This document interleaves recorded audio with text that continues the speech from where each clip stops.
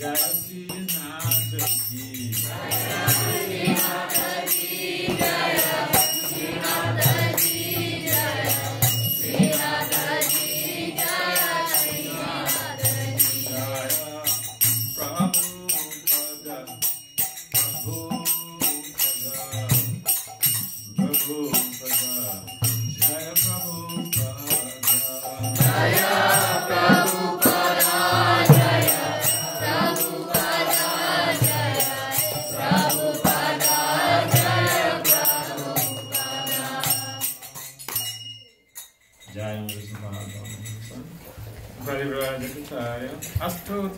Systematic divine grace is confounded child.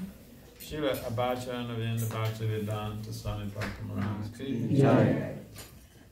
Jai Om Vishnupad Paramahansa Parivraja Kacharya.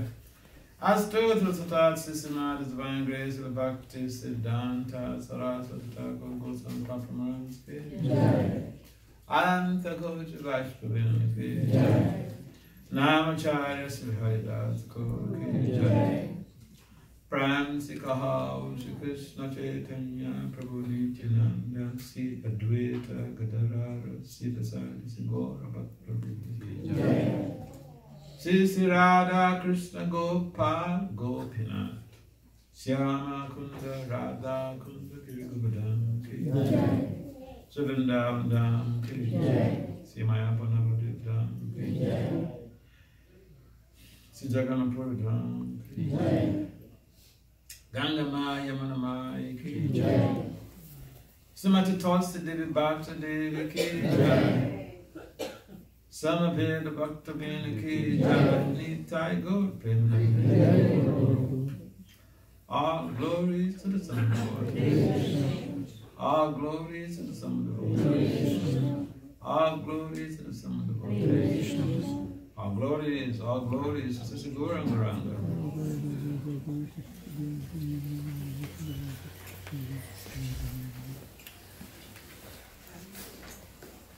Om Namo Bhagavate Vasudevaya. Om Namo Bhagavate Vasudevaya. Om Namo Bhagavate Vasudevaya. Om Namo Bhagavate Vasudevaya. Om Namo Bhagavate Vasudevaya. Om Namo Bhagavate Vasudevaya. Bhagavad-Gita, ISKCON, chapter 1, text 1.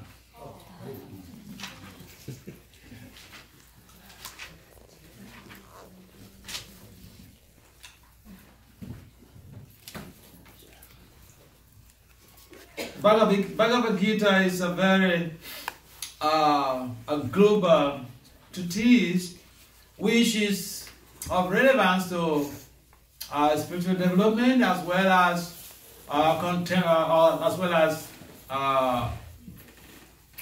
in addressing contemporary issues. So this chapter titled Observing the Armies on the Battlefield of Kurukshetra. Here in text 1, Dhritarashtra is making some inquiries.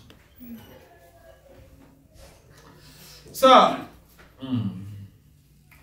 Dhamma Shete Kuru Shete Samaveta Hidutsaha Mamaka Pamdava Cheva Kim Akura Dasanja.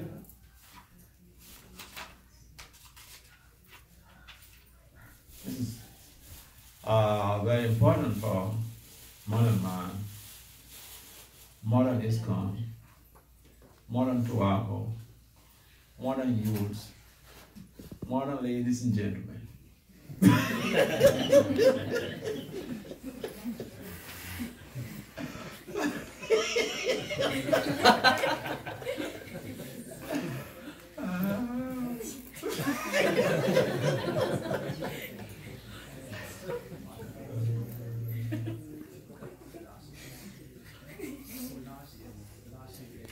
So, why we have to choose this topic? Why we have to choose this verse?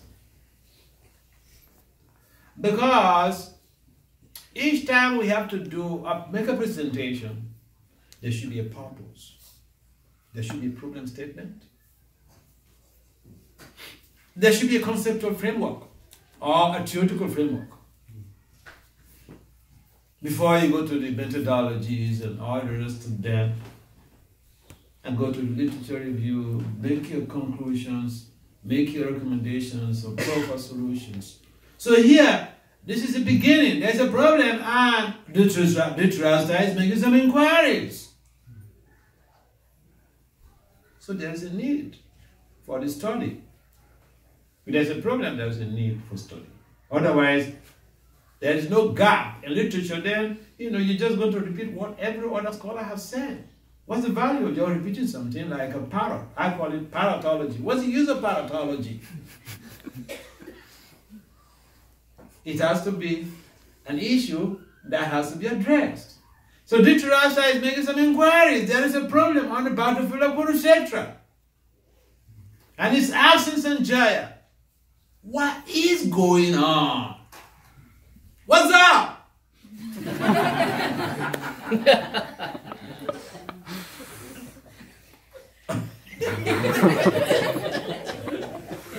In modern language, this verse is simply summed up. I mean, you have all these modern social media applications, IT applications, and one of them, I use WhatsApp.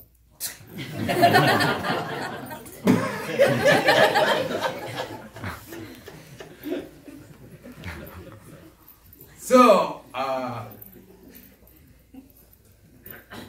there was a confusion. Lord Krishna has come to plead for peaceful settlement. He told the Kauravas, headed by Duryodhana, give just 5 villages to the Pandavas, the Kshatriyas. They also need some villages to rule, at least where they will sit up and exercise their propensity for control, power, and to be able to show how the skills they have learned from their mentors, from the teachers, how they could utilize that to be able to liberate society. But the Kauravas said, no way. Nowhere up. He asked him for, he asked him for what you cannot get. You can't get it. Not even a land that will a teeny pin will fit into. You go to hell. So Krishna says, all right. Hey, Pandavas, what do you want? You want my soldiers? Or you want me? Wherever there is Krishna and Arjuna, there are always those two contemporary companions, those two great friends, those two great cousins. There'll be always victory. And for the devoted, victory is guaranteed. If we not tend to be devotees, or if we doubt whether we are devotees or not, or if we doubt if we are acting on the impetus of devotional culture based on Sastra, Guru, and Sadhu, then there's a doubt whether we are going to attain victory. If we are acting based on that, then even you're a child, you're a grandchild, a grandpa, a grandmother, there's no need for fear. You should be entitled to a Bhayankar. So here, Dhritarashtra was filled with fear. So he makes inquiries, so-called inquisitiveness. But he was afraid, what is going to happen to my children? And the purpose of life is what? To make spiritual inquiries. Inquiries is so important in our everyday life. And so also in spiritual life, in our devotional culture, the primary concern of the preacher a primary concern of the inquirer, the seeker of the truth, the mentor, the mentee. Even the relationship of the mentor and then the mentee are based on inquiries. Heart to Brahma to GPS. So, the beginning of Bhagavad Gita commenced with inquiries. Making inquiries. So if someone is not making inquiries, then that's not a good sign. They're not going to be very spiritually inclined. They're not going to be interested, so much intrigued, stimulated by devotional culture. Because devotional culture is full of amazing experiences. You hear of things, even the language, the body language, or physical language, the vocal language, or whatever, is completely different from what is obtainable outside. This is the beauty of variegatedness in devotional service. We're not just stereotyped, we're not tied to one thing, and we keep repeating that. There are so many ways. You find Krishna, he speaks the Bhagavad Gita, the same things Krishna said in the beginning. He says those things in a summary form, in a very concise and precise form, in the 18th chapter.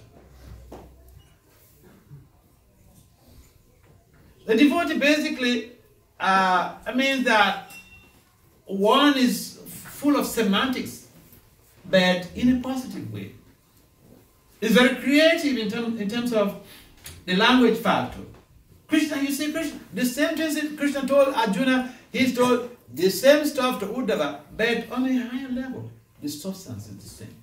So inquiries about spiritual life is ultimately to bring us to that platform where we can perform devotional service without a tinge for sense enjoyment or the propensity for sense enjoyment, propensity for acquisition, propensity to acquire mystical powers,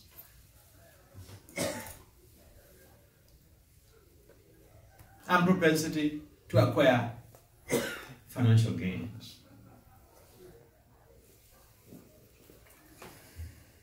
So devotional service looks very simple. But for me, it is very difficult. Because for us to get to that level of even transcending the body and the physical senses or emotions, it's not an easy thing. And therefore, we find these complications, this confusion that Dhritarashtra was facing. But Dhritarashtra has already embarked on divide and rule. Now he calls the children, my children. They are the Kauravas. His own brother's children, he called them the Pandavas. So here is asking, now that my children and the Pandavas are ready to go for a duel on the battlefield of Kurukshetra, what is going on?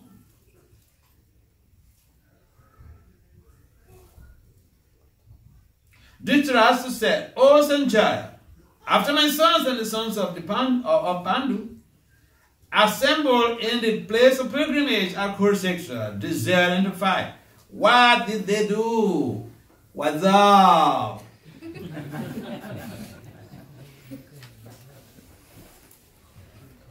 Purport. Bhagavad Gita is widely read, theistic science, summarized in the Gita, Mahatmya, glorification of the Gita. How many of you have read Gita Mahatmya? I've read Gita Mahatmya, raise up your hand. That's a wonderful literature. You need to read it. If you really want to enjoy the juice of the Bhagavad Gita, read the Gita Mahatmya. Each chapter of the Bhagavad Gita, the Gita Mahatmya gives a delineation, the value, the relevance of that to everyday spiritual reality. I recommend, if you have the Veda base, it's there in the Veda base too. So if you want to read chapter 1 of the Bhagavad Gita, read the Gita Mahatmya chapter 1, then it's like a prelude. You go into it and then you see that, wow. And in the Gita Mahatmya, Lord Krishna, Narayan told Lakshmi ji, now look, the Gita is not different from me. And that's why when the man put the Bhagavad-Gita on the asana, we use our box to sit on. I removed it and put it here. You can put the deities on this place. Can you put Gauranga here? No. So Lord Narayan said the Gita is not different from him. So if you have this Gita in your house, you're having Lord Krishna in your house. And this is one of the reasons why we give Gita as a gift to people. Whether they like it or not, they're carrying Krishna home. It's like a time bomb. At some point in time, if they don't get affected, someone in the family will get to read it. And it will create a positive change in your life. So, this is the very beginning to get to that apex of our spiritual culture, which is unmotivated, uninterrupted devotional culture. So for us to do that devotional life, perform devotional service to Krishna without any motivation, see, we may have so many motivations. And Krishna said, in the Bhagavad-Gita, he said, your motivations, I will give it down. Just come to me. Whatever motivations you have, don't worry, just come.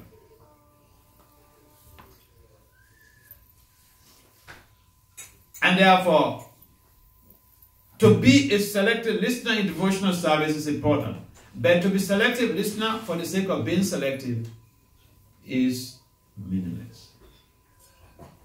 And so, the very essence of the inquiries should take us to that level where we render devotional service to Krishna without any motivation, without any interruption.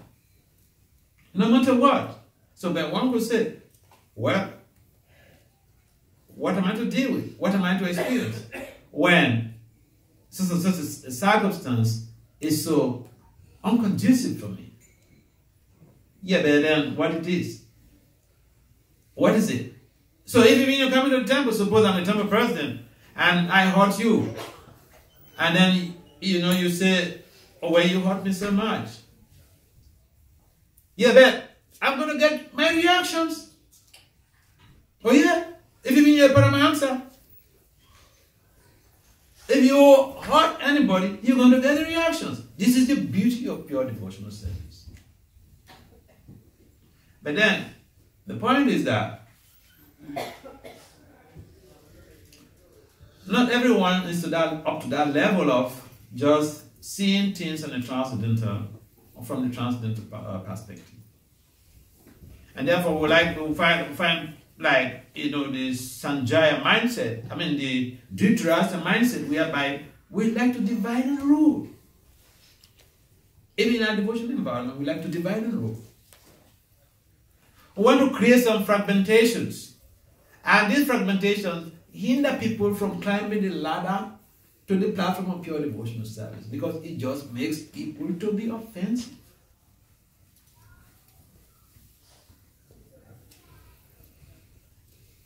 Just because I'm devotional service before you doesn't mean I'm better than you. Just because I'm a sannyasi doesn't mean I'm better than you. You may go back to Godhead. I don't go back to Godhead. Oh yeah. Just because I'm a president, it doesn't mean I'm going back to Godhead. It's just that I have some skills to manipulate the material energy, and I'm being put there to be able to make things work.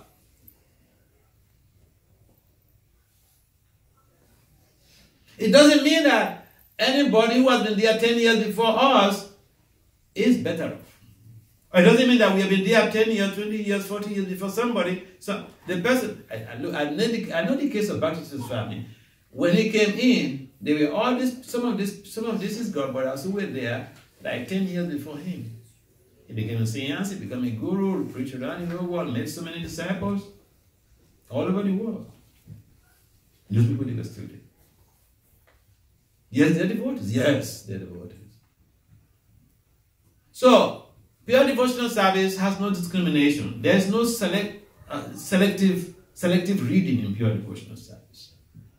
We may have our own sense of discrimination to be able to favor or disfavor situations, but Krishna doesn't really care about what we give. What he cares is what we keep behind.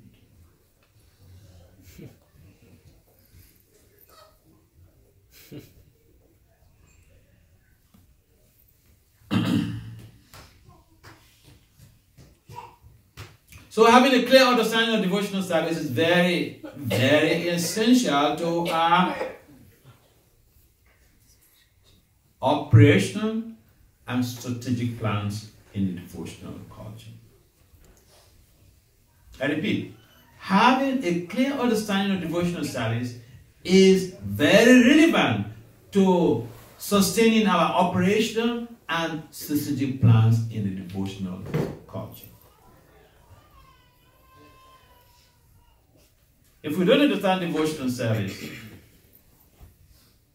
then even people's actions will completely distract us from the path of devotion. Now, how many of you here, you are in this movement, how many of you have read Prabhupada's books? Have read all of Prabhupada's books? Raise up your hand. Yes, all of them. Now, you are in a community. You know, you're in a family. You should know how the family is run. So that if your father is abusive to your mother, you should check him and tell him, hey, Dad, I said, that is against the American Constitution or penal codes.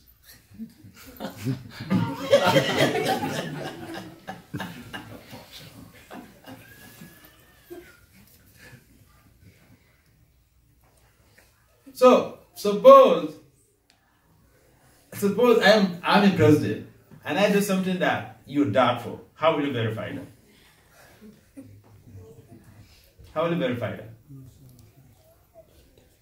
I remember in Africa, there was one devotee, whether he was regional secretary or something like that. So he made some decision on one guy, and one of that devotee is not. It was, an older devotee.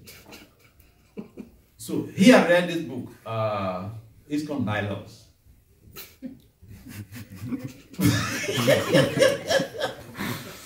And then he checked the ISKCON bylaws and showed that devotee that, hey, the decision you take on this guy, this is what is stated in ISKCON bylaw, first offender, no, you cannot punish this. He said, so, but then you did this to this guy. So, where is the devotional ethics here?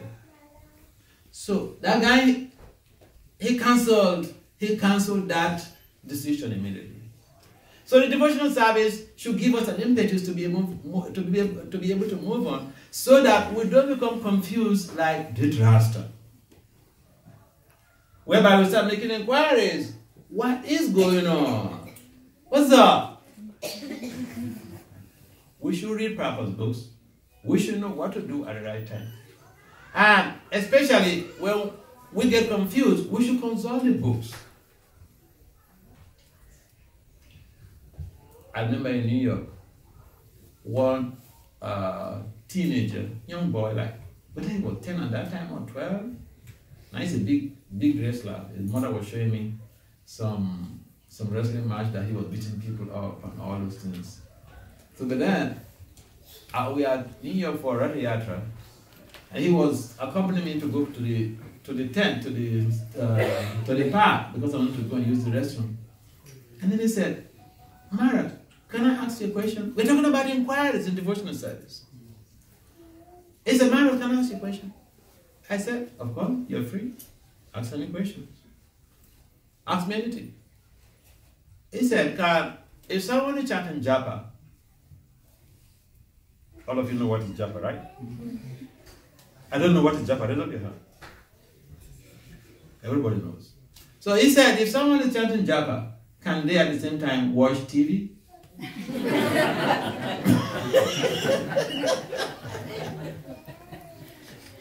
Inquiries! Dhritarashtra is making inquiries. This boy is also making some inquiries in devotional service. Dhritarashtra was concerned about his family, his children. This boy, little boy, 12 years old, was concerned about someone serving Krishna nicely. Devotional service. So I said, no, that's not proper, because that is to be considered like offensive chanting because they're not attentive. It's like you're you're on the call, or you're on a phone call with somebody, and abruptly you hang up because you're watching the movie, and at the same time chanting japa. Your attention is divided. You're not focused. I said that is offensive chant. Guess what the boy said? Can somebody guess what the boy said?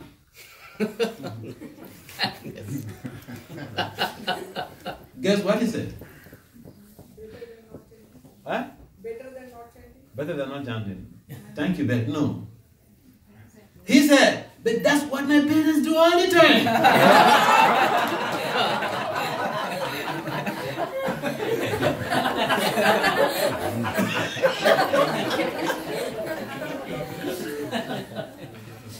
He made some inquiries, but his inquiries was to criticize his parents. So we may have the mindset of inquiries, but what is the purpose of our inquiry? That's a different thing. We're making inquiries to just bring someone down, or we're making inquiries to elevate someone, or we're making inquiries to protect our own kids and kin. That's what this Rasa was doing. He was making, the purpose of his inquiry was the security, immediate security of his family. That is what Prabhupada will refer to as Priya. There are two things, Priya and Striya. Priya means quick fix. Thinking about myself. Right now, how to get myself fixated in my immediate need or in my immediate objective. That's Priya. Striya, according to Prabhupada, means you're looking at this situation from a broader perspective, looking at a bigger picture. So, here in your temple, are we all looking at the situation from a broader perspective, with a bigger picture? Or we just want to fix the things based on our immediate gratification? We should ask ourselves this. And don't think that I don't know tobacco. I lived here and I know the fighting mode of tobacco. I know. I listened to Prabhupada, the lecture, and he was speaking, I was in London also. He was saying, you can't stop fighting. There's not going to be peace in this world except people stop really being sinful. He said, you are committing violence to the cows. You're killing the cows. Peace in this world? So, the whole idea behind Battlefield of Kurukshetra was a cleansing, for a cleansing power. Do we need another Kurukshetra? We don't need another Kurukshetra. And therefore, devotional service should create Susukam. Susukam that is inexhaustible. Susukam Avyan. And therefore, if our devotional service, we are so called performing devotional service and we are in pain, it means we have to really examine ourselves. Am I hurting anybody?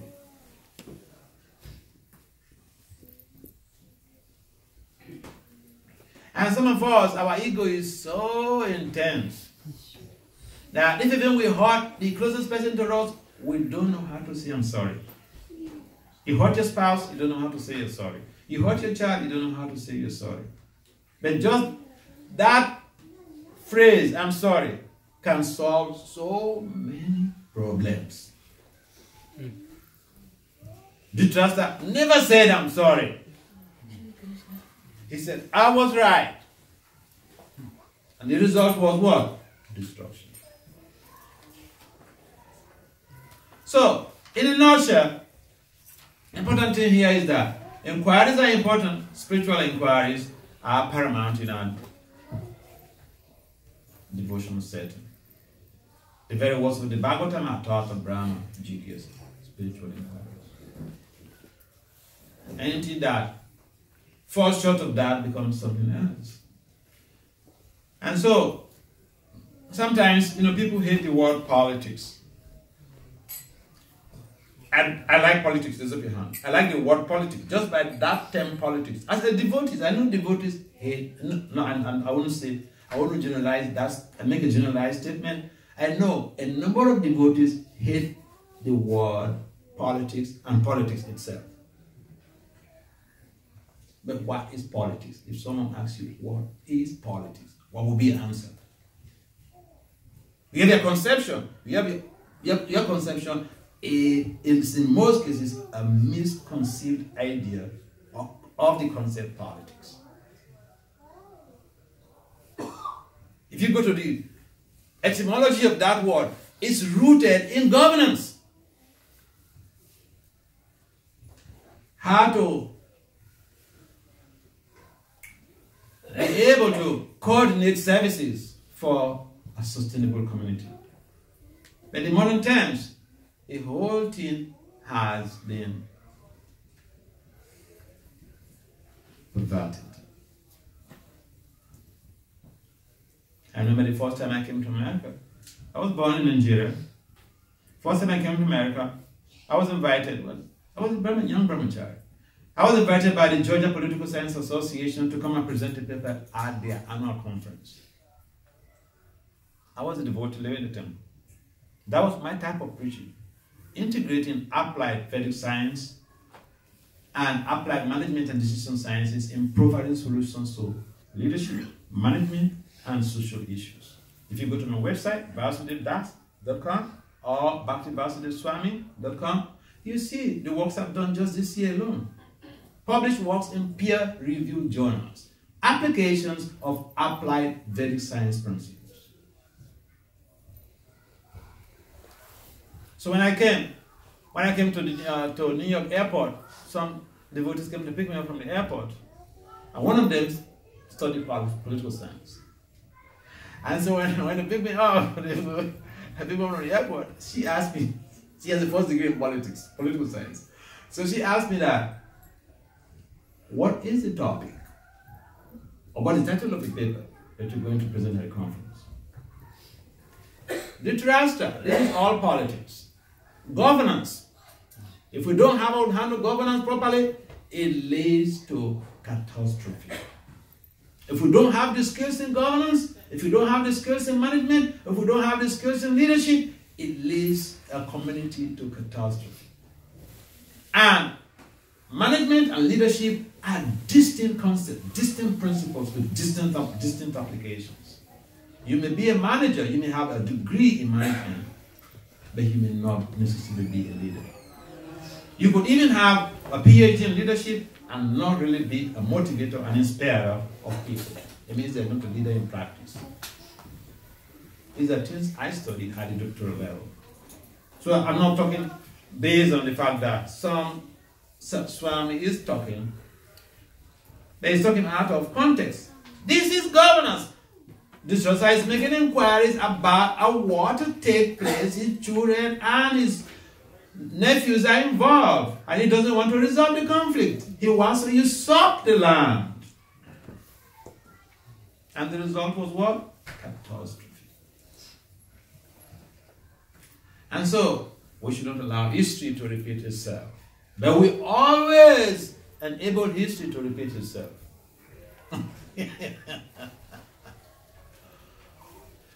And therefore, it is important in our own life for us to understand that governance is, in fact, even in all families, there is politics that goes on there. In other words, if you don't have governance in your family, family will fall apart. If we don't have proper governance in our communities, in our organizations, it will fall apart.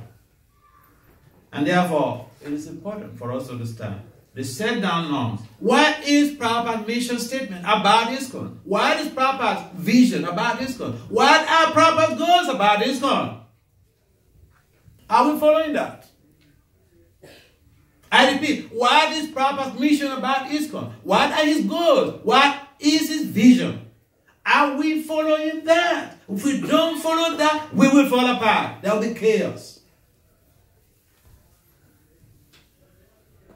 Simple and short.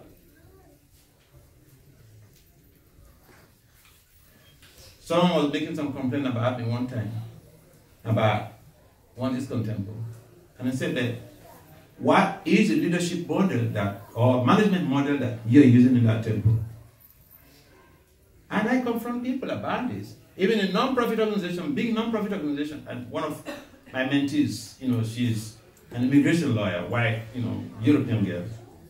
So I was making a joke with her that, what is the leadership model that you're using in a big organization? She said no.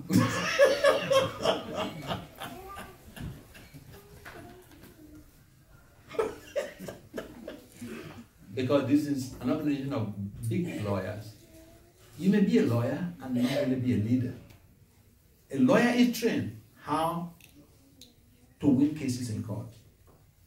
You may not be able to understand how to make interpersonal connections. You may not have that interpersonal relationship with people to be able to motivate and inspire them in their task performance. So it is a problem that the whole world is facing. Not only spiritual organizations, not only ISKCON. We are moving on. If we have to go back to the beginning, we should read, we should go back, and I encourage all of you to go and read ISKCON bylaws. Google ISKCON bylaws, you will get it. Read it. Everybody who claims to be a member of ISKCON should go and read ISKCON bylaws so that you know how to help your communities. Otherwise, you just get yourself traumatized for nothing, and then you can't really help out in any way. Especially the managers, those who are in governance, they should have the ISKCON bylaws at their fingertips. Otherwise, you simply confuse yourself and confuse your community like Dhritarashtra. Then you come to act like Dhritarashtra, what's up?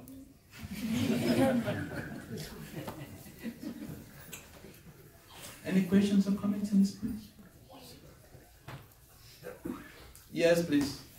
So my question is involved in two aspects of what you presented.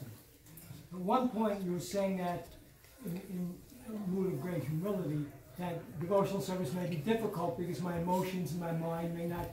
So the question I have that I'm going to also lead into the managerial concept is, I may have an intellectual understanding of what's right for my own practice, but my emotions, my mind, they're not on that level yet. So I have that dilemma.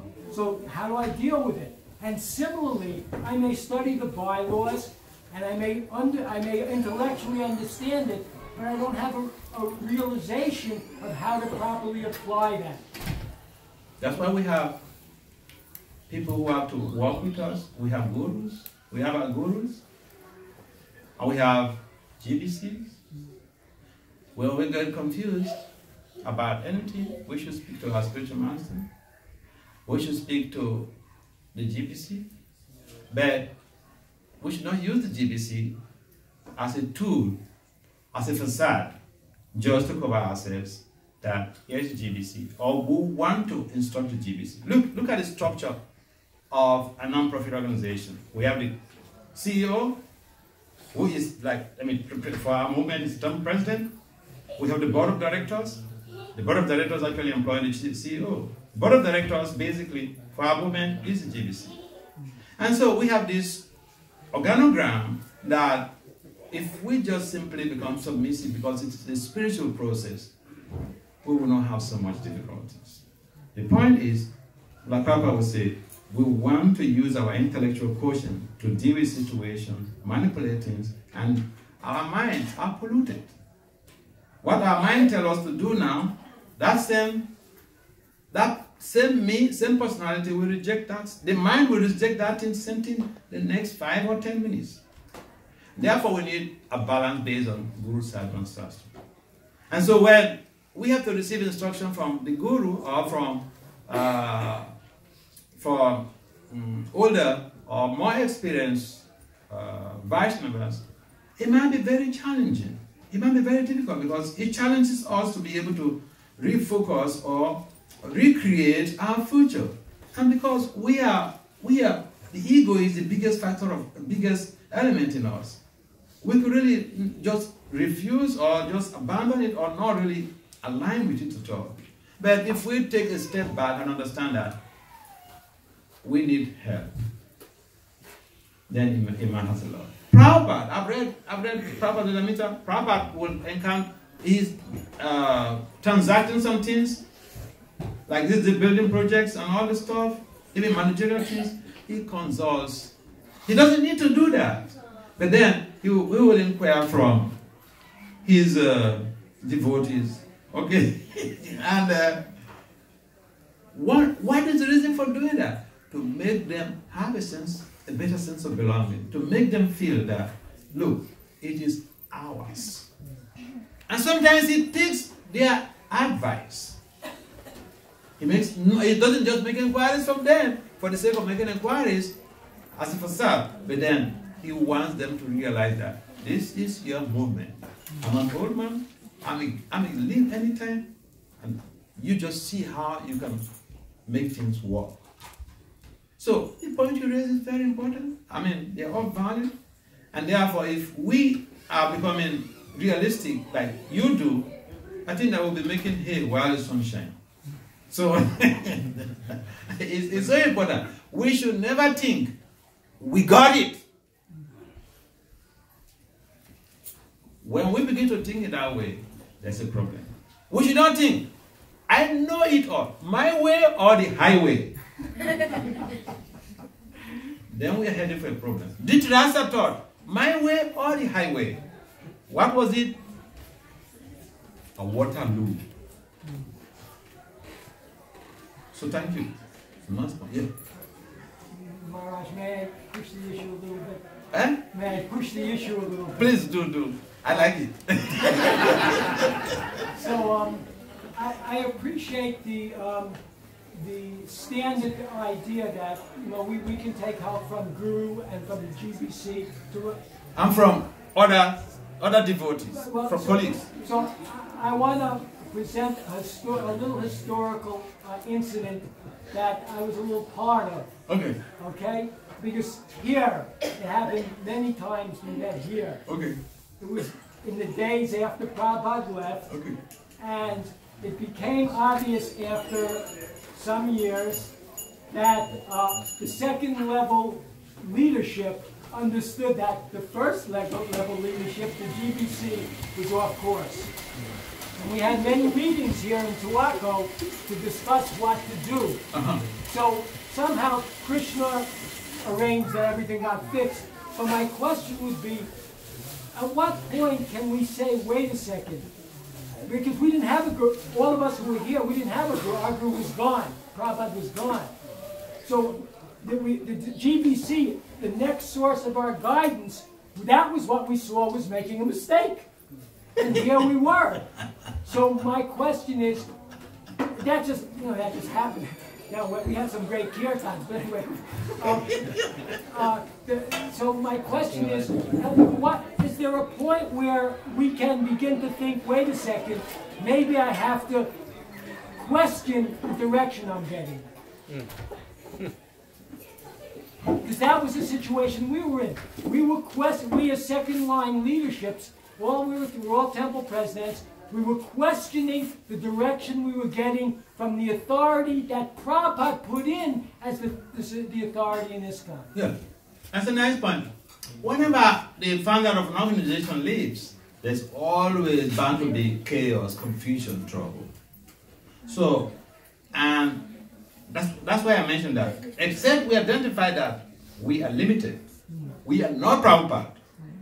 Except we accept that point and dismiss the idea that because I'm in authority, I know it all, my way or the highway, we will run into problems. I've seen that many times in our temples. Thank you. That's a good point you brought up. I tell you, I can give my own example. As a second generation guy traveling around, I have mentees all over the world. I remember I was going to go to one country, and then I was communicating with my mentees that I'm coming at such and such a time with their parents, I'm coming at such and such a time, And then 2 young people, at that time they were just 17 years old, a boy and a girl, they wrote back to me and to say, Maharaj, separately, one person wrote back to me to say, Maharaj, I don't want you to come to this country at that time. The other person, 17 years old. I have booked my tickets. And here is 17 years old, who is doing final year in HSC, higher school, sir. Wrote to me to say, Maharaj, I don't want you to come to this country at that time. Another one also wrote to me at the same thing. What the reason? I'm going to be having an exam at that time. Therefore, I will be cheated. I will not be able to come around you, to be with you, to come and listen to your classes, to come and serve. Therefore, don't come at that time. 2 people said the same thing, different letters. I booked my ticket already. They didn't pay for my ticket. I sourced from money to buy the ticket. I canceled my trip to that country. I rebooked the ticket to fit their purpose, to suit their purpose at the time that they will not be on exams. So, I mean, we should accept in principle that we are not the controllers, and if we really want to have strong relationship with people, loving relationship with people, unmotivated service attitude, we should see them as part of us and not simply create avenues to suit our purpose. We should be highly adjustive. One of the major problems that happens even in spiritual communities, even in our society, is that a number of us are highly maladjusted. We want the whole world to adjust themselves to suit our purpose. So that's a problem. I went to Canada some few years ago. Some young people came to me that they had some problem with. One Papa disciple advised them to come see me. They had some problem with the management, some boys and girls. So when they came to meet me, I asked them that, in what way do I have to address this problem? Because I'm a professional out there in leadership and management. I'm also trying to be a devotee. So in what way, how do I address the problem? As a sannyasi or as a professional in leadership and management? You know, these guys, they said both.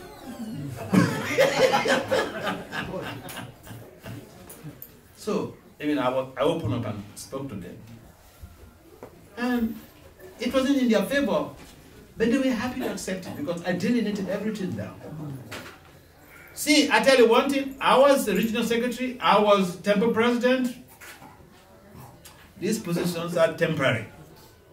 When I resigned as the president to focus on academic preaching, when my Guru Maharaj came back to that country, the devotees, senior devotees went to petition him that we want Vasudeva back to be the president because he makes money. He raises money to build the temple.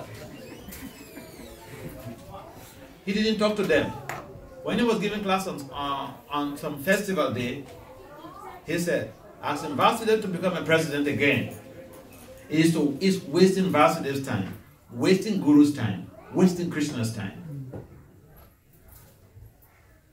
And so, people who really know the intricacies of management don't gain anything from a position where they are not being paid, but they're just always being criticized. So we should be reasonable. We should accept that we are limited. And a number of us didn't study management. And even for those who study management, they may not know the nitty-gritties of leadership. Leadership is completely different from management. So it's a big problem in non-profit organizations where people are volunteers. We are all volunteers. I've been a volunteer in this movement for over 3 decades. It's challenging. This is what I choose to do. So I have to be true. Some people are members, they are not necessarily full-time volunteers. But they are also volunteers. They get everyone to understand they are appreciated, and we should not unduly suppress people because their opinions are different from ours. Hare Krishna. Hare Krishna.